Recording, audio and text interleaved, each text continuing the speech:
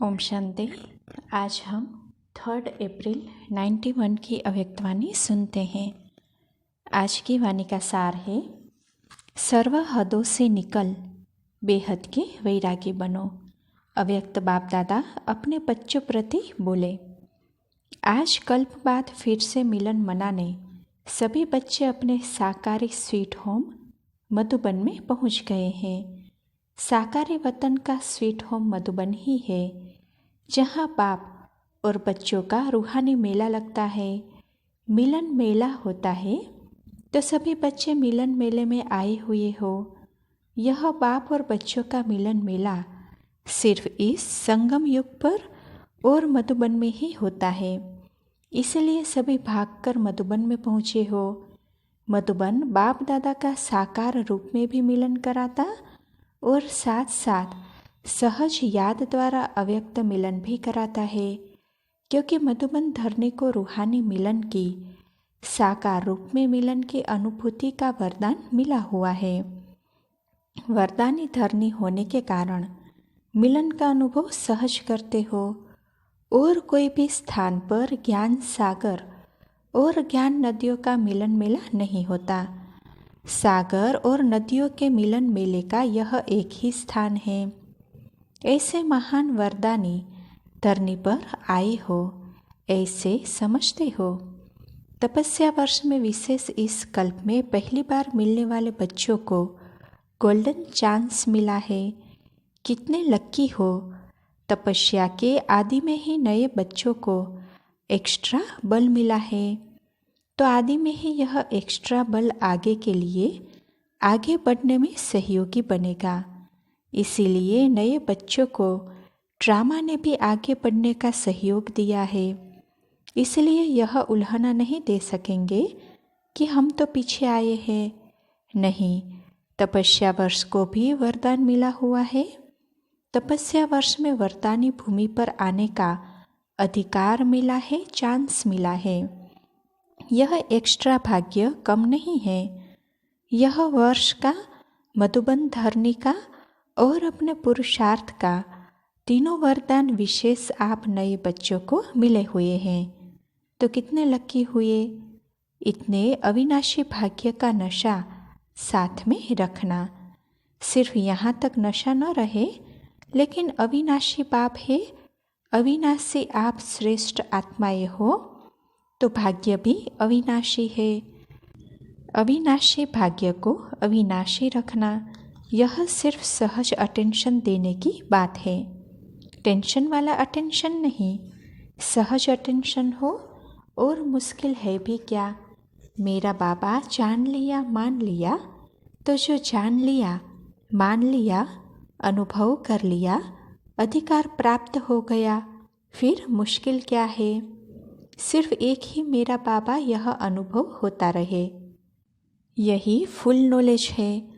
एक बाबा शब्द में सारा आदि मध्य अंत का ज्ञान समाया हुआ है, क्योंकि बीज है ना, बीज में तो सारा झाड़ समाया हुआ होता है ना। विस्तार भूल सकता है, लेकिन सार एक बाबा शब्द, यह याद रखना मुश्किल नहीं है। सदा सहज है ना, कभी सहज कभी मुश्किल नहीं। सदा बाबा मेरा है कि कभी कभी मेरा है। जब सदा बाबा मेरा है तो याद भी सदा सहज है, कोई मुश्किल बात नहीं। भगवान ने कहा आप मेरे और आपने कहा आप मेरे, फिर क्या मुश्किल है। इसीलिए विशेष नए बच्चे और आगे बढ़ो। अभी भी आगे बढ़ने का चांस है। अभी फाइनल समाप्ति का बिगुल नहीं बजा है, इसीलिए उड़ो और औरों को भी उड़ाते चलो। इसकी विधि है वेस्ट, अर्थात व्यर्थ को बचाओ। बचत का खाता, जमा का खाता बढ़ाते चलो, क्योंकि 63 जन्म से बचत नहीं की है, लेकिन गवाया है। सभी खाते व्यर्थ गवाकर खत्म कर दिया है। श्वास का खजाना भी गवाया, संकल्प का खजाना भी गवाया, समय का खजाना भी गवाया, गुणों का खजाना भी गवाया, शक्तियों का खजाना भी गवाया, ज्ञान का खजाना भी गवाया। कितने खाते खाली हो गए। अभी इन सभी खातों को जमा करना है। जमा होने का समय भी अभी है और जमा करने की विधि भी बाप द्वारा सहज मिल रही है। अविनाशी खजाने खर्च करने से कम होते हैं, खुटते हैं, और यह सब खजाने जितना स्व के प्रति, औरों के प्रति शुभ वृत्ति से कार्य में लगाएंगे उतना जमा होता जाएगा, बढ़ता जाएगा। यहाँ खजानों को कार्य में लगाना यह जमा की विधि है, वहाँ खजाना जमा करने की विधि है और यहाँ लगाना जमा करने की विधि है। फर्क है। समय को स्वयं प्रति या औरों प्रति शुभ कार्य में लगाओ तो जमा होता जाएगा, ज्ञान को कार्य में लगाओ। ऐसे गुणों को, शक्तियों को जितना लगाएंगे उतना बढ़ेगा। यह नहीं सोचना जैसे वह लॉकर में रख देते हैं और समझते हैं बहुत जमा है। ऐसे आप भी सोचो, मेरे बुद्धि में ज्ञान बहुत है, गुण भी मेरे में बहुत है, शक्तियाँ भी बहुत है। लॉकअप करके नहीं रखो, यूज़ करो। समझा? जमा करने की विधि क्या है? कार्य में लगाना। स्वयं प्रति भी यूज़ करो, नहीं तो लूज हो जाएंगे। कई बच्चे कहते हैं कि सर्व खजाने मेरे अंदर बहुत समाये हुए हैं, लेकिन समाये हुए की निशानी क्या है? समाये हुए हैं अर्थात जमा है, तो उसकी निशानी है स्व प्रति व औरों के प्रति समय पर काम में आए। काम में आए ही नहीं और कहे बहुत जमा है, बहुत जमा है, तो इसको यथार्थ जमा की विधि नहीं कहेंगे। इसीलिए अगर यथार्थ विधि नहीं होंगी तो समय पर संपूर्णता की सिद्धि नहीं मिलेगी, धोखा मिल जाएगा, सिद्धि नहीं मिलेगी। गुणों को, शक्तियों को कार्य में लगाओ तो बढ़ते जाएंगे। तो बचत की विधि, जमा करने की विधि को अपनाओ, फिर व्यर्थ का खाता स्वतः ही परिवर्तन हो, सफल हो जाएगा। जैसे भक्ति मार्ग में यह नियम है कि जितना भी आपके पास स्थूल धन है तो उसके लिए कहते हैं दान करो, सफल करो, तो बढ़ता जाएगा। सफल करने के लिए कितना उमंग उत्साह बढ़ाते हैं। भक्ति में भी तो आप भी तपस्या वर्ष में सिर्फ यह नहीं चेक करो कि व्यर्थ कितना गवाया। व्यर्थ गवाया वह अलग बात है, लेकिन यह चेक करो कि सफल कितना किया। तो सारे खजाने सुनाए। गुण भी बाप की ही देन है। मेरा यह गुण है, मेरी शक्ति है। यह स्वप्न में भी गलती नहीं करना। यह बाप की देन है तो प्रभु देन, परमात्मा देन को मेरा मानना यह महापाप है।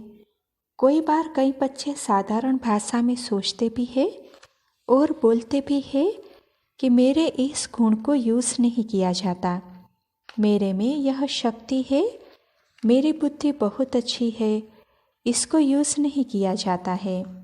मेरी कहाँ से आई, मेरी कहाँ और मेली हुई।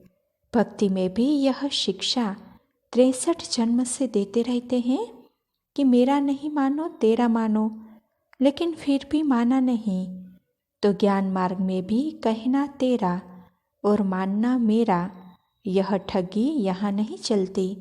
इसीलिए प्रभु प्रसाद को अपना मानना यह अभिमान और अपमान करना है। बाबा बाबा शब्द कहाँ भी भूलो नहीं।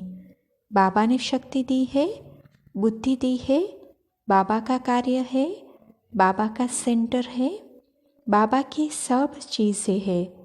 ऐसे नहीं समझो मेरा सेंटर है, हमने बनाया है, हमारा अधिकार है। हमारा शब्द कहाँ से आया? आपका है क्या? गठरी संभाल कर रखी है क्या? कई बच्चे ऐसा नशा दिखाते हैं, हमने सेंटर का मकान बनाया है तो हमारा अधिकार है। लेकिन बनाया किसका सेंटर? बाबा का सेंटर है ना। तो जब बाबा को अर्पण कर दिया तो फिर आपका कहाँ से आया, मेरा कहाँ से आया? जब बुद्धि बदलती है तो कहते हैं मेरा है। मेरे मेरे ने ही मेला किया, फिर मेला होना है।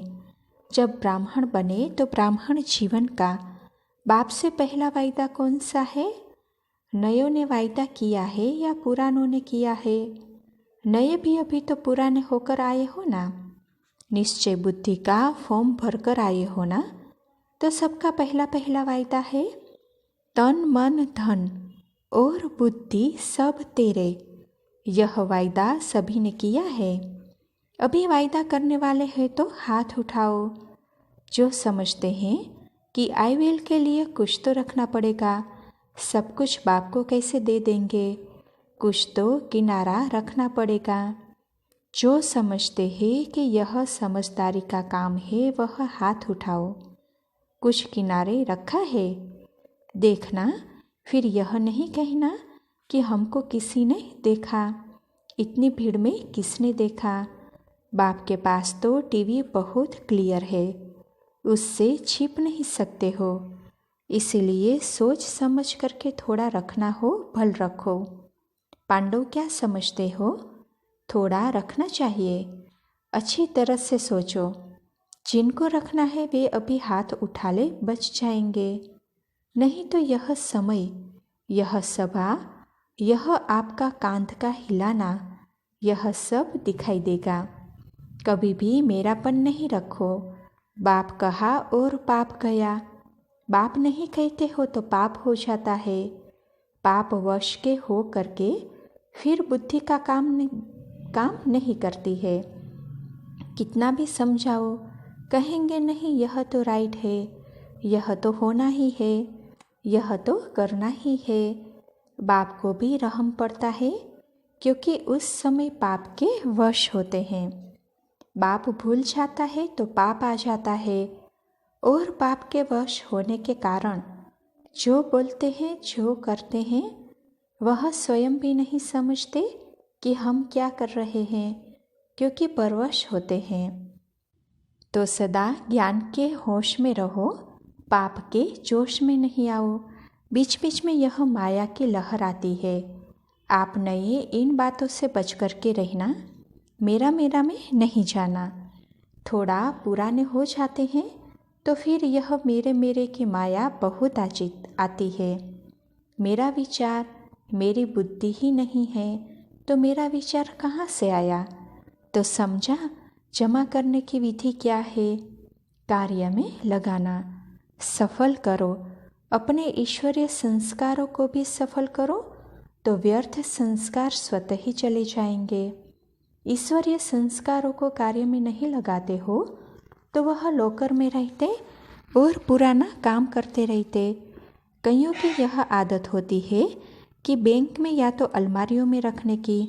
बहुत अच्छे कपड़े होंगे, पैसे होंगे, चीज़ें होंगे, लेकिन यूज़ फिर भी पुराने करेंगे। पुरानी वस्तु से उन्हों को प्यार होता है और अलमारी की चीज़ें अलमारी में ही रह जाएगी और वह पुराने से ही चला जाएगा। तो ऐसे नहीं करना।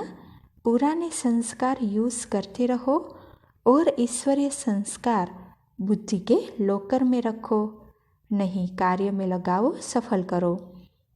तो यह चार्ट रखो कि सफल कितना किया। सफल करना माना बचाना या बढ़ाना। मनसा से सफल करो, वाणी से सफल करो, संबंध संपर्क से, कर्म से, अपने श्रेष्ठ संग से, अपने अति शक्तिशाली वृत्ति से सफल करो। ऐसे नहीं कि मेरी वृत्ति तो अच्छी रहती है, लेकिन सफल कितना किया। मेरे संस्कार तो है ही शांत, लेकिन सफल कितना किया, कार्य में लगाया। तो यह विधि अपनाने से संपूर्णता की सिद्धि सहज अनुभव करते रहेंगे। सफल करना ही सफलता की चाबी है। समझा क्या करना है? सिर्फ अपने में ही खुश नहीं होते रहो। मैं तो बहुत अच्छी गुणवान हूँ, मैं बहुत अच्छा भाषण कर सकती हूँ, मैं बहुत अच्छा ज्ञानी हूँ, योग भी मेरा बहुत अच्छा है। लेकिन अच्छा है तो यूज़ करो ना, उसको सफल करो। सहज विधि है, कार्य में लगाओ और बढ़ाओ। बिना मेहनत के बढ़ता जाएगा और 21 जन्म आराम से खाना। वहाँ मेहनत नहीं करनी पड़ेगी, विशाल महफिल है। तो ओम शांति भवन का हॉल एकदम फुल भर गया, इसीलिए कईयों को नीचे मेडिटेशन हॉल छोटे हॉल में बैठना पड़ा, हॉल छोटा पड़ गया। तो बाबा बोले, शास्त्रों में यह आपका जो यादगार है उसमें भी गायन है। पहले गिलास में पानी डाला, फिर उससे घड़े में डाला, फिर घड़े से तालाब में डाला, तालाब से नदी में डाला, आखिरीन कहाँ गया? सागर में। तो यह महफिल पहले हिस्ट्री हॉल में लगी, फिर मेडिटेशन हॉल में लगी, अभी ओम शांति भवन में लग रही है, अब फिर कहाँ लगेगी? लेकिन इसका मतलब नहीं कि साकार मिलन के बिना अव्यक्त मिलन नहीं मना सकते। अव्यक्त मिलन मनाने का अभ्यास समय प्रमाण बढ़ता ही है और बढ़ना ही है। यह तो दादियों ने रहमदिल होकर आप सबके ऊपर विशेष रहम किया है, नयों के ऊपर। लेकिन अव्यक्त अनुभव को बढ़ाना यह समय और कार्य में आएगा। देखो, नए नए बच्चों के लिए ही बाप दादा विशेष यह साकार में मिलन का पार्ट अब तक बजा रहे हैं। लेकिन यह भी कब तक? सभी खुश राजी हो, संतुष्ट हो, बाहर रहने में भी संतुष्ट हो। यह भी ड्रामा में पार्ट है। जब कहते हो सारा आबू हमारा होगा, तो वह कैसे होगा? पहले आप चरण तो रखो, फिर अभी जो धर्मशाला नाम है वह अपना हो जाएगा। देखो, विदेश में अभी ऐसे होने लगा है। चर्च इतने नहीं चलते हैं तो बीक को दे दी है। जो ऐसे बड़े बड़े स्थान हैं चल नहीं पाते हैं तो ऑफर करते हैं ना। तो ब्राह्मणों के चरण पड़ रहे हैं, तो जगह जगह पर इसमें भी राज है। ब्राह्मणों को रहने का ड्रामा में पार्ट मिला है। तो सारा ही अपना जब हो जाएगा, फिर क्या करेंगे? आप ही ऑफर करेंगे, आप संभालो, हमें भी संभालो, आश्रम भी संभालो। जिस समय जो पाठ मिलता है उसमें राजी रह करके पाठ बजाओ। अच्छा, मधुबन निवासी और टीचर सभी नीचे सुन रहे हैं, सुनने द्वारा मिल रहे हैं। टीचर्स और मधुबन निवासियों को सेवा का प्रत्यक्ष फल, सबके संतुष्टता की दुआएं मिलती है। यह ब्राह्मण आत्माओं की या बाप की दुआएं एक्स्ट्रा लिफ्ट के रूप में काम में आती है। यह ब्राह्मण आत्माओं के दिल की दुआएं कम नहीं है। अच्छा, चारों ओर के सर्व मिलन मनाने के, ज्ञान रतन धारण करने के चात्रक आत्माओं को आकार रूप में व साकार रूप में मिलन मेला मनाने वाली श्रेष्ठ आत्माओं को, सदा सर्व खजानों को सफल कर सफलता स्वरूप बनने वाली आत्माओं को, सदा मेरा बाबा और कोई हद का मेरापन अंश मात्र भी न रखने वाले ऐसे बेहद के वैरागी आत्माओं को, सदा हर समय विधि द्वारा संपूर्णता की सिद्धि प्राप्त करने वाले बच्चों को बाप दादा का याद प्यार और नमस्ते। अच्छा, दादियों से सदैव नई कोई सीन होनी चाहिए ना। यह भी ड्रामा में नई सीन थी जो रिपीट हुई। यह सोचा था कि यह हॉल भी छोटा हो जाएगा। सदा एक सीन तो अच्छी नहीं लगती ना, कभी कभी की सीन अच्छी लगती है। यह भी एक कहा रूहानी रौनक है ना। इन सभी आत्माओं का संकल्प पूरा होना था, इसीलिए यह सीन हो गई। यहाँ से छुट्टी दे दी, भले आओ। तो क्या करेंगे? अभी तो नए और बढ़ने हैं और पुराने तो पुराने हो गए। जैसे उमंग से आए हैं वैसे अपने को सेट किया है। यह अच्छा किया है। विशाल तो होना ही है, कम तो होना है ही नहीं। जब विश्व कल्याणकारी का टाइटल है तो विश्व के आगे यह तो कुछ भी नहीं है। वृद्धि भी होनी है और विधि भी नए से होनी है। कुछ न कुछ तो विधि होती रहनी है। अभी वृत्ति पावरफुल होगी, तपस्या द्वारा वृत्ति पावरफुल हो जाएगी, तो स्वतः ही वृत्ति द्वारा आत्माओं की भी वृत्ति चेंज होगी। अच्छा, आज सब सेवा करके थक तो नहीं गए हो ना? मौज में आ रहे हो, मौज ही मौज है। अच्छा, पार्टियों से सदा अपने को एकरस स्थिति में अनुभव करते हो? एकरस स्थिति है या और हद के रस आकर्षित करते हैं? निरंतर योगी बन गए? सदा पावरफुल योग है या फर्क पड़ता है? निरंतर अर्थात अंतर न हो, ऐसे शक्तिशाली बने हो या बन रहे हो? कितने तक बने हो? 75% तक पहुँचे हो? क्योंकि सदा एक रस का अर्थ ही है एक के साथ सदा जैसे बाप वैसे में बाप समान। बनना तो बाप समान है। आप तो शक्ति भरते ही है। रोज की मुरली क्या है? शक्ति भरती है ना, लेकिन भरने वाले भरते हैं। सदैव स्मृति रखो कि हम महावीर हैं, शिव शक्तियाँ हैं, तो कभी भी निर्बल नहीं होंगे, कमज़ोर नहीं होंगे। क्योंकि कोई भी विघ्न तब आता है जब कमज़ोर बनते हैं। अगर कमज़ोर नहीं बनो तो विघ्न नहीं आ सकता। महावीर को कहते हैं विघ्न विनाशक। तो यह किसका टाइटल है? आप सभी विघ्न विनाशक हो या विघ्न में घबराने वाले हो? कोई भी शक्ति की कमी हुई तो मास्टर सर्वशक्तिवान नहीं कहेंगे। इसीलिए सदा याद रखो कि सर्वशक्तियाँ बाप का वर्षा है। वर्षा तो पूरा मिला है या थोड़ा मिला है, तो एक भी शक्ति कम नहीं होनी चाहिए। इस समय सभी मधुबन निवासी हो ना? अभी मधुबन को साथ ले जाना, क्योंकि मधुबन अर्थात मधुरता। मधुबन आपके साथ होगा तो सदा ही संपूर्ण और सदा ही संतुष्ट रहेंगे। ऐसे नहीं कहना कि मधुबन में तो बहुत अच्छा था, अभी बदल गए। मधुबन का बाबा भी साथ है तो मधुबन की विशेषता भी साथ है। तो सदा अपने को मास्टर सर्वशक्तिवान अनुभव करेंगे। सभी तीव्र पुरुषार्थी हो या पुरुषार्थी हो। तीव्र पुरुषार्थी की निशानी क्या होती है? तीव्र पुरुषार्थी सदा उड़ती कला वाला होगा, सदा डबल लाइट होगा, कभी ऊपर कभी नीचे नहीं, सदा उड़ती कला। जितना जितना विचित्र बाप से प्यार है, जो जिससे प्यार होता है वैसा ही बनना होता है। स्वयं भी विचित्र आत्मा रूप में स्थित होंगे तो उड़ती कला में रहेंगे। अच्छा, बाप दादा का मधुर याद पत्र डबल विदेशी भाई बहनों प्रति। चारों ओर के डबल विदेशी बच्चों को बाप दादा दिलवर के दिल से बहुत बहुत याद प्यार स्वीकार हो। सर्व बच्चों की मधुबन के रिफ्रेशमेंट के उमंग उत्साह की खुशबू पत्रों द्वारा रूरिहान द्वारा बाप के पास पहुंच रही है। बाप दादा भी सभी बच्चों का तीव्र पुरुषार्थ देख खुश हो रहे हैं और सदा आगे उड़ाने में साथी है। ईश्वरीय परिवार के भी सहयोग की दुआएं सदा सबके साथ है।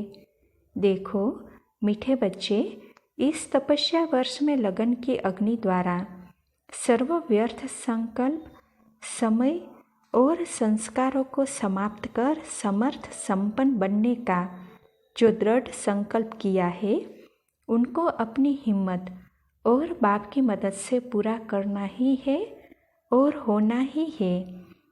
इसके लिए सदा बाप को अपने कंपेनियन के रूप में साथ रखना और कंपनी तीव्र पुरुषार्थी फॉलो फादर ब्राह्मण आत्माओं की करनी है। इसमें ही सहज सफलता अनुभव करते रहेंगे। डबल विदेशी बच्चों पर तो विशेष बाप का प्यार है, क्योंकि बच्चे भी बाप के लव में लीन रहते हैं।